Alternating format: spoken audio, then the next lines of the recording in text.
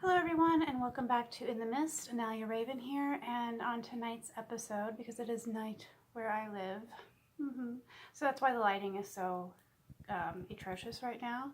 So anyway, coffee time. Have my signature coffee. Anyway, so on tonight's episode, we are going to be doing the Raven Flowers and Lady Grave Dancers 2018 Witchy questions tag. I have them in paper right here so I can keep track, and I'm going to put on my reading glasses because I am getting older and I need them now, and we're gonna just dive right in, and hopefully I will be able to answer these questions without any vagueness, but we will see. More coffee. I hope you are enjoying a cup of hot beverage wherever you are in the world. Anyway, so question number 1. What are 3 witchy things you do every day to stay connected to your practice? So, every day. I think I discussed this on a previous video about when I did the new moon in July. Where I was losing my motivation to do a daily practice. However, something has happened recently. I guess my intentions have manifested and I've just been on the go ever since. And so I've been taking moments of reflection for myself every day, just small moments, even if they're just 2 minutes, to kind of think about my connection with Goddess and where I want to go with that connection, or not with that connection, but where I want my practice to continue on. And so I've just been taking a lot of cleansing baths to really get myself focused and to get that inspiration back on. And that's really what I've been doing daily to stay connected to my practice every day, is just taking the time to really think about my connection to Goddess and really taking the time to heal myself and practice some self-love. And if you hear any weird scratchy noises, don't worry, it's just my cat trying to get into one of my file boxes. Or a dog, or a hamster scratching around. Anyway, and number 2, when a spell or working fails, what steps do you take to try it again or fix it? So if I'm working a spell and it doesn't go according to my plans, then I do a tarot reading or a gazing into a black mirror, because I do like to do some scrying to see what else I need to do, and depending on what the readings are, I will act accordingly. And sometimes, I mean, I just think of it as, you know, that maybe that intention, how I worded it, wasn't meant to manifest at this time. So, number 3, have you ever used an object or ingredient in a spell that would be considered odd or whimsical? Whimsical. Well, definitely ingredients that may be considered odd in many Wiccan practices, because I do consider myself a witch, not a Wiccan. So I've used a spell that involved menstrual blood. I used it to cleanse my crystals, my circle crystals, for my personal workings, because I believe that menstrual blood is one of the female's most powerful bodily fluids. Number 4, what techniques do you use to generate energy for spellcraft? Well, it depends on the type of spell that I am working. Most of the time it's chants. I make up my own chants. I speak from the heart, as it were, and it just depends. Like if it's a group ritual, I prefer doing singing and dancing, and if it's a solitary ritual, I mean, it could still be singing and dancing. So it just depends on the spell. So number 5, how do you stay motivated to witch through things or even work/start a grimoire? Well, that is a very interesting question because I am working on my grimoire, or I call it a Book of Shadows, as of right now. I worked on it last night and the previous night, and it's an ongoing practice. So I just have to get into it. I just pick something I want to, because I have many different journals about the size of this one that are filled with different spells and rituals I want to work into an actual family working Book of Shadows. And so I pick a spell or a ritual or a correspondence table and I just get started, because if I don't get started, then it won't happen. 6. So, are there times when you doubt your power or don't feel connected? I don't doubt my power, but sometimes I forget that it's there. And like lately, well, not lately, but if you watch my new moon video, I talk about how financial stresses are getting to me and losing my motivation and stuff like that. And it's really trying to remember that the mundane aspects of the world isn't separate from the spiritual, and I can use my practice in order to remember my power and remember that I'm still connected. Or I can just go outside and simply just breathe, because sometimes we all just need to breathe. All right. How do you build community? Well, I think you find like-minded people, or you find people that are open to your mindset or belief system, and you just talk about it. I mean, we could just talk about what we believe in, even if those beliefs aren't exactly matchy-matchy. It still opens people up to express their own spiritual beliefs. I'm assuming this question means like a spiritual community, but if it doesn't mean like a spiritual community, then you just have to network and connect to people and open yourself up and be tolerant of others and invite people in. Community is about inclusion and giving purpose, I think. And so if you invite more people in, then you have a community. I mean, 1 + 2 = 3, right? You have 2 people and that are interested in what you're interested in. There you go. You have a small little community, and you can grow, and they can talk to their friends, and community can grow from there. It just starts with a conversation. That's why we have language. So number 8, how do you cope when life just becomes too much and you lose faith in your practice, what you do, and sometimes even who you are? Well, that's happened to me on many accounts. I've lost, I don't know if I lost faith per se, but I mean, yeah, I guess if that would be considered losing faith, you just give up on whatever it is you're doing, because I mean, it's not working at the time, and you feel like you have nowhere to turn. I've been through that, and it's a very dark place. However, when I got out of it, I realized that I never lost who I was, and I never lost my faith. It was always there. It just was, whispering to me, saying, oh, this is okay.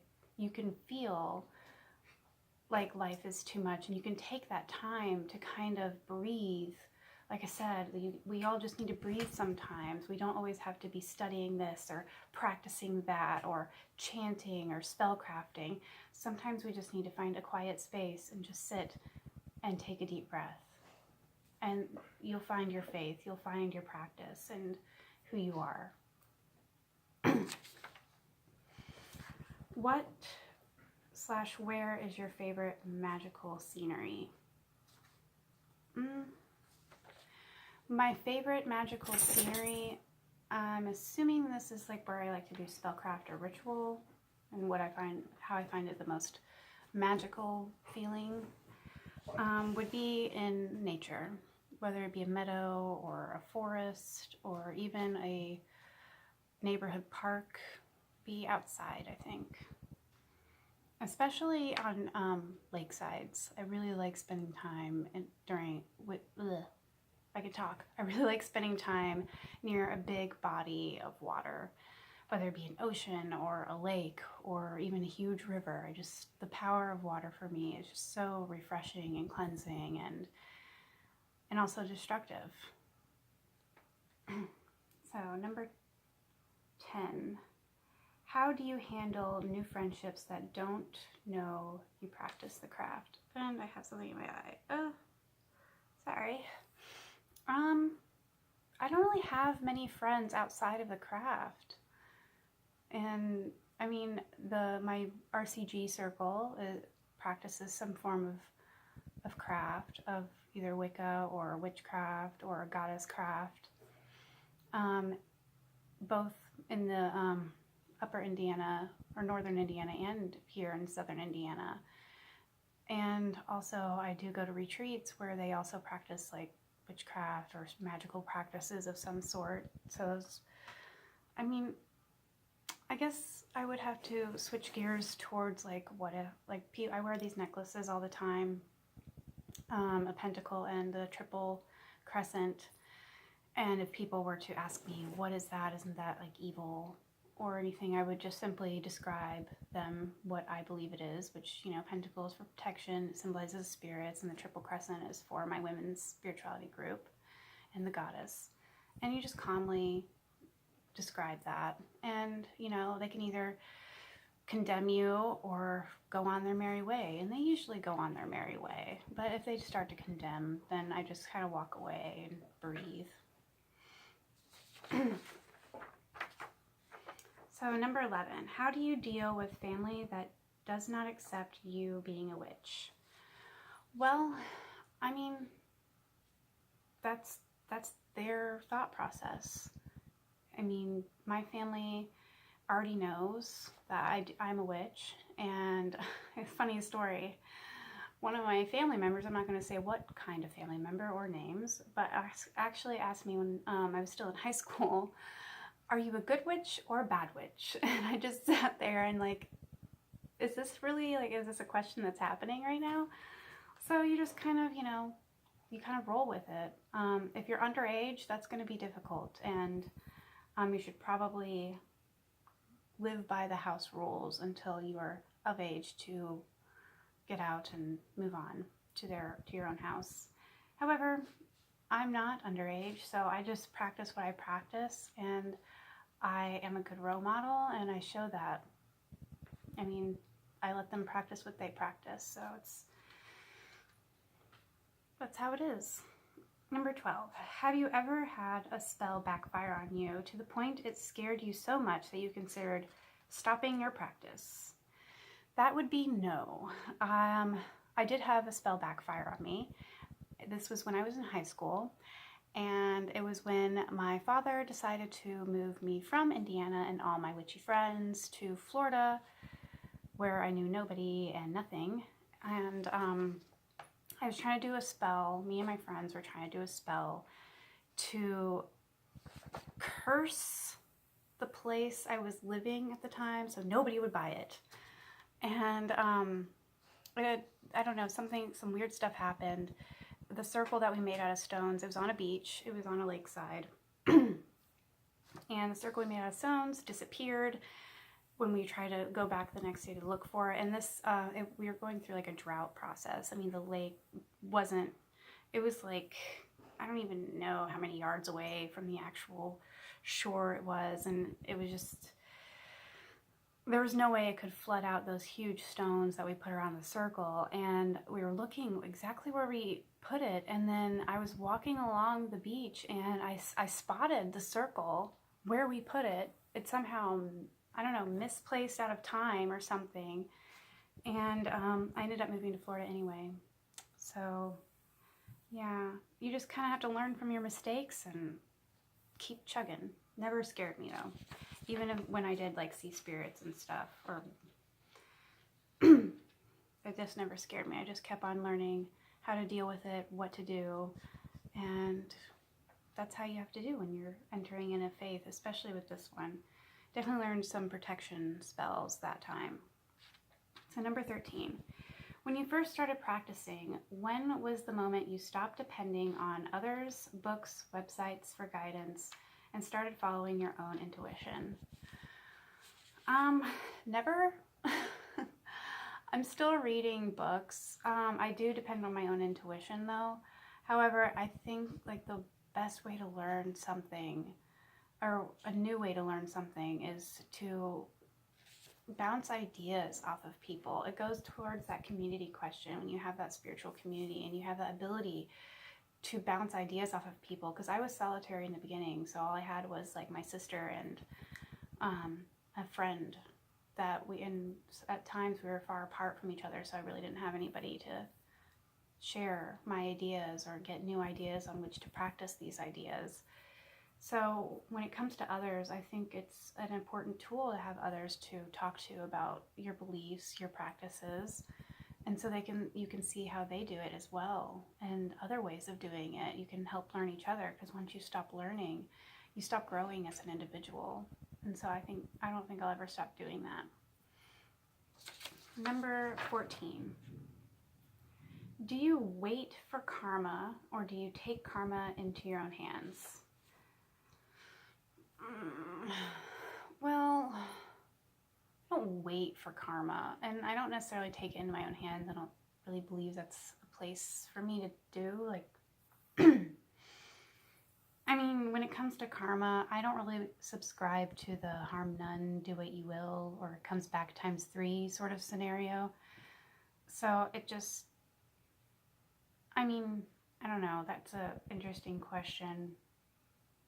I just don't really believe in karma, unless I'm like joking around, like my friend would like, or my sister actually would like, you know, make fun of me in a sarcastic way, jokingly and lightheartedly, of course, and then she'd accidentally like trip over her shoe or something. I'd be like, haha, karma, you know, but I know that's not what karma really is about, so I don't really subscribe to the actual belief of karma in my own practice.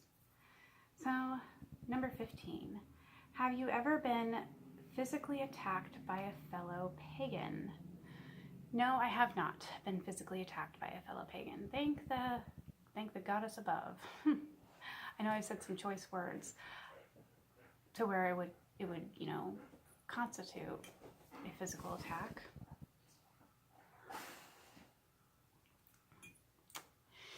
Yeah, but no, I haven't.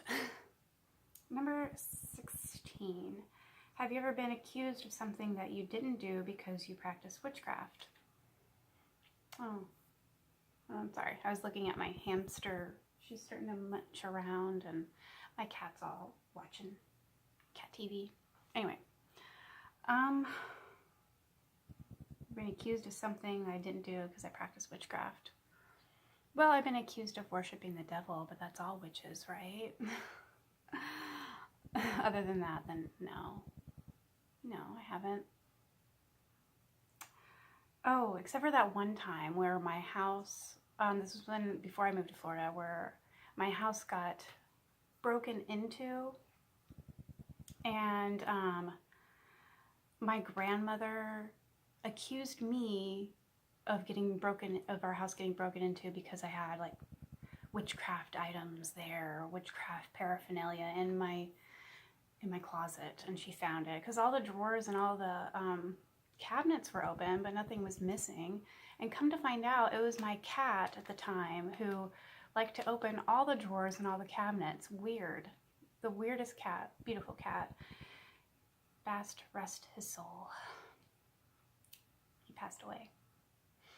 Anyway, but that was the only time. So, number 17. How do you feel about bringing diversity into your practice from other cultures outside of your own? I don't mind it. I mean, as long as I'm giving proper reverence and respect to that culture, I'm not gonna like stop practicing. Like, I like aspects of voodoo and hoodoo. I incorporate some of those into my witchcraft practices, but not very many, because I feel like it's not, the deep practices that they practice is not for me. And I know that's not for me, but I do respect the heck out of it, and it's a wonderful, beautiful practice, and it's very interesting to research too. But you know, just little things. I like to work with Florida water and Van oil and hot foot powder and graveyard dust or goofer dust, stuff like that. Like those kinds of mixtures I do incorporate into my craft. However, I don't worship their deities. I did work with Yemiya at one point for a little while, and she taught me a lot in that short time. However, she did have to go, and I was okay with that. And you know, I still subscribe to her teachings and everything of the sort. And like with Native American culture, I don't really incorporate anything from that culture except for the love of the earth. And I did work with one of the Iroquois goddesses or spirits, Sky Woman, and but she didn't stay very long in my practice either. However, I do respect that tradition. But yeah, that's pretty much it. And definitely the British witchcraft I more subscribe to than any other cultures. And last but not least, what is your favorite witchy tool? Physical item. Do you mean physical item? My favorite witchy tool.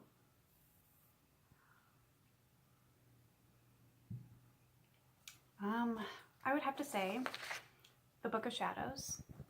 I love working with my Book of Shadows. I have it right here. I made this a few years ago out of an old leather jacket. There's the back. Old leather jacket and some, what are those called? Upholstery pins. They're like these metal, I don't know if you could see them. Ugh, it's really heavy, I'm sorry.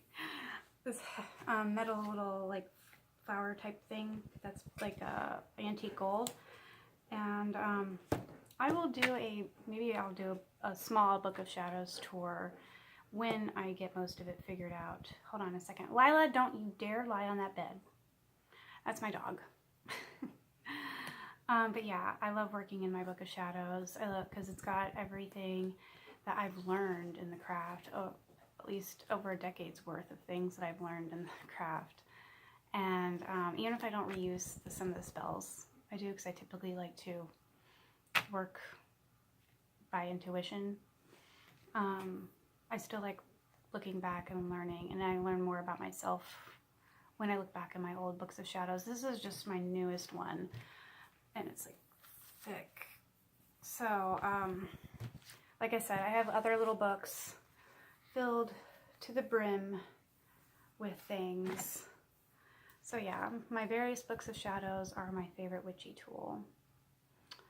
Alright, I think that concludes the Ravenflower and Lady Gravedancer's 2018 Witchy Questions tag.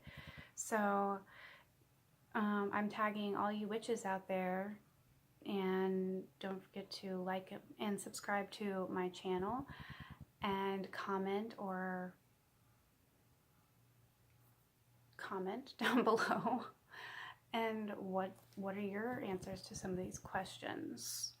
And I'll try to link the questions below. So you guys, I printed mine out because I can't read from my computer and film at the same time. I get too distracted.